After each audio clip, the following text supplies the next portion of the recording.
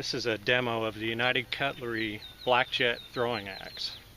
Here's one of my original throwing axes. This is a silver version. This is probably about 6 or 7 years old. This one's very well used. This is the United Cutlery version. Comes with a nice nylon carrying sheath. As you can see, they're exactly the same pattern, same steel thickness. They're about the same weight, about 15 ounces. So let's go give it a try.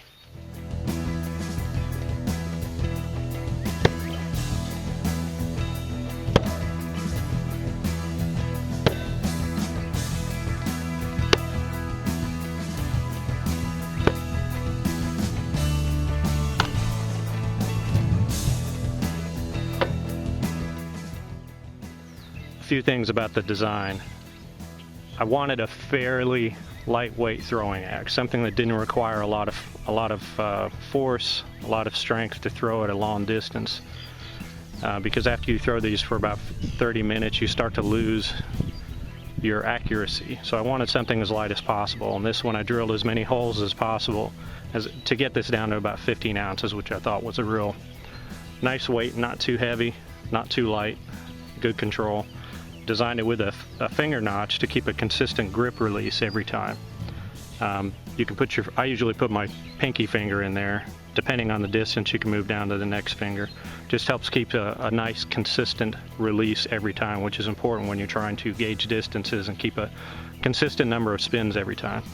It has several points that you can stick. You can use the top point, this point, the edge, the back spike, and one of my favorites for long distance is throwing the pommel point, which it doesn't have an edge on it, but it's beveled just enough to where it will penetrate and stick in the wood.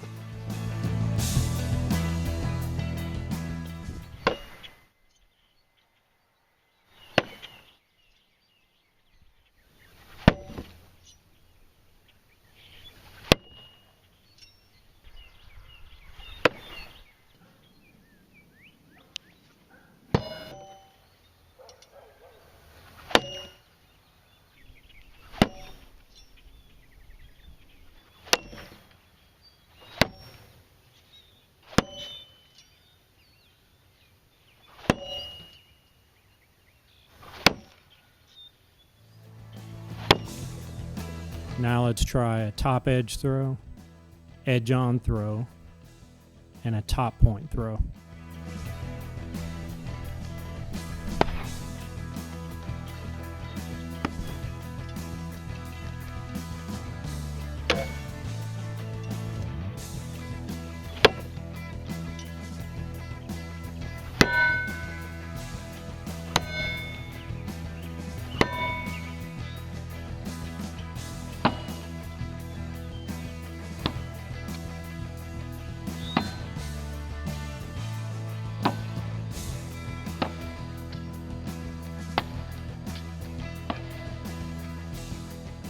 This is a throw from about 45 feet away from the target, and you can see 3 complete rotations.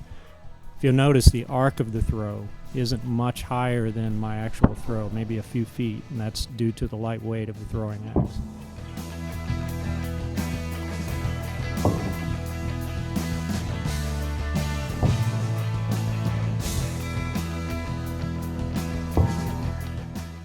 Now let's try the back point throw. The best distance away for these tight groups is about 12 to 14 feet away.